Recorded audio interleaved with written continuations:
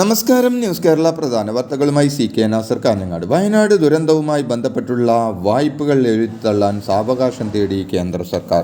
ദുരന്തവുമായി ബന്ധപ്പെട്ട തുടർ കാര്യങ്ങളുമായി ബന്ധപ്പെട്ട് മന്ത്രാലയങ്ങൾ തമ്മിലുള്ള ചർച്ചകൾ നടക്കുന്നുവെന്നും ആറാഴ്ചക്കുള്ളിൽ എല്ലാ കാര്യങ്ങളിലും തീരുമാനമെടുക്കുമെന്നും കേന്ദ്ര സർക്കാർ ഹൈക്കോടതിയെ അറിയിച്ചു. അതേസമയം വയനാട് ഉരുൾപൊട്ടൽ ദുരന്ത ബാധിതരുടെ താൽക്കാലിക പുനരധിവാസം പൂർത്തിയായെന്ന് സംസ്ഥാന സർക്കാർ ഹൈക്കോടതിയെ അറിയിച്ചു. വയനാട് ഉരുൾപൊട്ടൽ ദുരന്തത്തിൽ മുന്നറിയിപ്പുകൾ അവഗണിച്ചുവെന്ന് അമിക്കസ് ക്യൂറിയുടെ റിപ്പോർട്ട്. വയനാട് ദുരന്തവുമായി ബന്ധപ്പെട്ട നിർണായക റിപ്പോർട്ട് അമിക്കസ് ക്യൂറി ഹൈക്കോടതിയിൽ സമർപ്പിച്ചു. റിപ്പോർട്ട് വയനാട്ടിൽ 5 വർഷത്തേക്ക് കാലാവസ്ഥാ വ്യതിയാനമുണ്ടാകുമെന്ന് 2019 ഡിസാസ്റ്റർ മാനേജ്മെൻറ്റ് പ്ലാനിൽ പറഞ്ഞിരുന്നുവെന്നും വയനാട്ടിലെ 29 വില്ലേജുകൾ പ്രശ്നബാധിത പ്രദേശമാണെന്നും റിപ്പോർട്ടിലുണ്ടെന്നും അമിക്കസ് ക്യൂറിയുടെ റിപ്പോർട്ടിൽ പറയുന്നുണ്ട്. ഓണത്തിന് മുമ്പ് 2 മാസത്തെ ക്ഷേമ പെൻഷൻ നൽകാൻ സർക്കാർ തീരുമാനം. ഇതു സംബന്ധിച്ചുള്ള ധനവകുപ്പിന്റെ ഉത്തരവ് ഉടൻ ഇറക്കും. ഡിസംബർ വരെ കടമെടുക്കാവുന്ന തുകയിൽ 4500 കോടി രൂപ കൂടി അനുവദിച്ച് കിട്ടിയതോടെ മുഖ്യമന്ത്രി പ്രഖ്യാപിച്ച മുൻഗണനകൾക്ക് പണം വകയിരുത്താനാണ് ധനവകുപ്പിന്റെ തീരുമാനം. വ്യത്യസ്ത മതങ്ങളിൽ വിശ്വസിക്കുന്ന നമ്മളെല്ലാവരും സഹോദരങ്ങളാണെന്നും എല്ലാവരും ദൈവത്തിലേക്ക് സഞ്ചരിക്കുന്ന തീർത്ഥാടകരാണെന്നും മതത്തെ മുൻനിർത്തി സംഘർഷമുണ്ടാക്കാൻ ശ്രമിക്കരുതെന്നും ഫ്രാൻസിസ് മാർപ്പാപ്പ പറഞ്ഞു. ഏഷ്യയിലെ ഏറ്റവും വലിയ പള്ളികളിലൊന്നായ ഇന്തോനേഷ്യയുടെ തലസ്ഥാനമായ ജാക്കാർത്തയിലുള്ള Istiklal മോസ്കിനെയും saint Mary's of assumption കത്തീഡ്രലിനെയും ബന്ധിപ്പിക്കുന്ന ഭൂഗർഭ തുരങ്കയായ സൗഹൃദത്തിൻ്റെ തുരങ്കം സന്ദർശിച്ച ശേഷം സംസാരിക്കുകയായിരുന്നു മാർപ്പാപ്പ.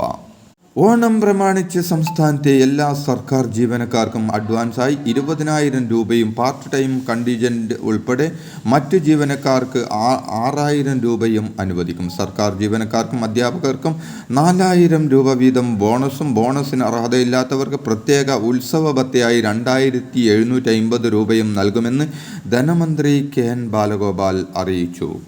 നിലമ്പൂർ MLA PV അൻവർ ഉന്നയിച്ച ആരോപണങ്ങൾ ഗുരുതരമെന്ന് CPM സംസ്ഥാന സെക്രട്ടേറിയറ്റ് യോഗത്തിൽ വിലയിരുത്തലെന്ന് റിപ്പോർട്ടുകൾ. സെക്രട്ടേറിയറ്റ് യോഗത്തിൽ പങ്കെടുത്ത ഭൂരിഭാഗം അംഗങ്ങളും ഈ നിലപാട് ഉന്നയിച്ചുവെന്നും പരാതി പാർട്ടി അന്വേഷിക്കണമെന്ന ആവശ്യം ഉയർന്നിട്ടുണ്ടെന്നും റിപ്പോർട്ടുകളുണ്ട്. അതേസമയം PV അൻവർ പരാതി ആദ്യം പാർട്ടിയിൽ പറയാതെ പരസ്യമായി പ്രതികരിച്ച് ശരിയായില്ലെന്നും ചില അംഗങ്ങൾ കുറ്റപ്പെടുത്തി. PV അൻവർ MLAയുടെ പരാതി CPM സംസ്ഥാന സെക്രട്ടേറിയറ്റ് പരിശോധിച്ചു വരികയാണെന്ന് MV ഗോവിന്ദൻ പറഞ്ഞു. പരാതിയിൽ പത്തനംതിട്ട SP ആയിരുന്ന സുജിത് ദാസിനെ സസ്പെൻഡ് ചെയ്തുവെന്നും PV അൻവറിൻ്റെ പരാതിയിൽ ഉന്നയിച്ചിട്ടുള്ളത് ഭരണതലത്തിലുള്ള ഉദ്യോഗസ്ഥരുടെ വീഴ്ചയാണെന്നും അത് ഭരണതലത്തിൽ പരിശോധിക്കേണ്ടതാണെന്ന അഭിപ്രായമാണ് പാർട്ടിക്കുള്ളതെന്നും പാർട്ടി തലത്തിൽ പരിശോധനയില്ലെന്നും MV ഗോവിന്ദൻ പറഞ്ഞു. അതേസമയം മുഖ്യമന്ത്രിയുടെ പൊളിറ്റിക്കൽ സെക്രട്ടറി P ശശിക്കെതിരെ PV അൻവർ പരാതി നൽകിയിട്ടില്ലെന്നും എഴുതി നൽകിയിട്ടുള്ള പരാതികളിലൊന്നും P ശശിയെ സംബന്ധിച്ച കാര്യങ്ങളില്ലെന്നും MV ഗോവിന്ദൻ വ്യക്തമാക്കി. മുഖ്യമന്ത്രിക്ക് പരാതി നൽകിയാൽ അദ്ദേഹം അത് പൊളിറ്റിക്കൽ സെക്രട്ടറിക്ക് കൈമാറുമെന്നും പിന്നീട് ആ പരാതിയിൽ ഒരു ചുക്കും നടക്കില്ലെന്നും PV അൻവർ MLA പറഞ്ഞു.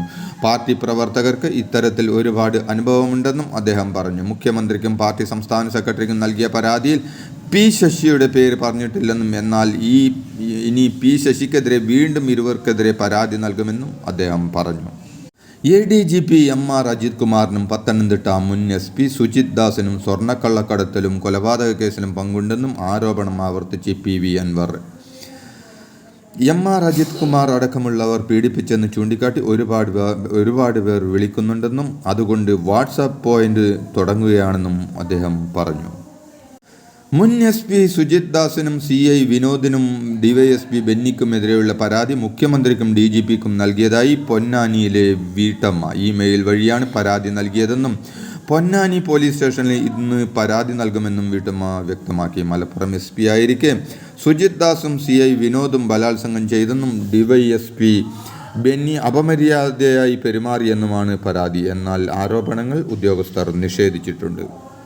മലപ്പുറത്ത് പരാതിക്കാരിയെ പോലീസ് ഉദ്യോഗസ്ഥർ പീഡിപ്പിച്ചെന്ന ആരോപണത്തിൽ അസ്വാഭാവികതയെന്നും ഇത്തരം വാർത്തകൾ നൽകും മുമ്പ് പ്രാഥമിക അന്വേഷണം നടത്തുന്ന രീതി ഉണ്ടാകണമെന്നും പോലീസ് ഓഫീസേഴ്സ് അസോസിയേഷൻ. കുറ്റാരോപിതരായ പോലീസ് ഉദ്യോഗസ്ഥർ നിയമ നടപടികളുമായി മുന്നോട്ട് പോകുന്നതിന് എല്ലാ പിന്തുണയും തങ്ങൾ നൽകുമെന്നും പോലീസ് ഓഫീസേഴ്സ് അസോസിയേഷൻ വ്യക്തമാക്കി. ടെലിവിഷൻ വാർത്താ ചാനലുകളിൽ നടക്കുന്ന ചർച്ചകളിലേക്ക് പ്രതിനിധികളെ അയക്കേണ്ടതുണ്ടോ എന്ന കാര്യം പാർട്ടി ഗൗരവപൂർവ്വം ചർച്ച ചെയ്യുമെന്ന് CPM സംസ്ഥാന സെക്രട്ടറി MV ഗോവിന്ദൻ പറഞ്ഞു. അൻവർ വിഷയത്തിൽ എന്തുകൊണ്ടാണ് ചാനൽ ചർച്ചകളിലേക്ക് CPM പ്രതിനിധികളെ അയക്കാത്തത് എന്ന മാധ്യമപ്രവർത്തകരുടെ ചോദ്യത്തിന് മറുപടി പറയുകയായിരുന്നു MV ഗോവിന്ദൻ. സ്ത്രീക്കും പുരുഷനും തുല്യവേതനമെന്ന ഹേമ കമ്മിറ്റി റിപ്പോർട്ടിലെ ശുപാർശ ബാലിശമാണെന്നും വേതനം തീരുമാനിക്കുന്നത് നിർമ്മാതാവിൻ്റെ വിവേചനാധികാരമാണെന്നും പുരുഷന്മാരെക്കാൾ പ്രതിഫലം വാങ്ങുന്ന സ്ത്രീകൾ സിനിമയിൽ ഉണ്ടെന്നും കേരള ഫിലിം പ്രൊഡ്യൂസേഴ്സ് അസോസിയേഷൻ പറഞ്ഞു. ഇക്കാര്യം ഉൾപ്പെടെ ചൂണ്ടിക്കാണിച്ചുകൊണ്ട് പ്രൊഡ്യൂസേഴ്സ് അസോസിയേഷൻ മുഖ്യമന്ത്രിക്ക് വിശദമായ കത്ത് നൽകി. ഹേമ കമ്മിറ്റി റിപ്പോർട്ട് പഠിച്ച ശേഷമാണ് കത്ത് നൽകിയതെന്ന് അസോസിയേഷൻ അറിയിച്ചു. കോതമംഗലം സ്വദേശിനിയായ യുവതിയുടെ ആരോപണങ്ങളിൽ DGPക്ക് വിശദമായ പരാതി നൽകി നടൻ നിവിൻ പോളി. തനിക്കെതിരെ പരാതി വ്യാജമാണെന്നും ഗൂഢാലോചനയുണ്ടെങ്കിൽ പുറത്തു കൊണ്ടുവരണമെന്നുമാണ് ആവശ്യം.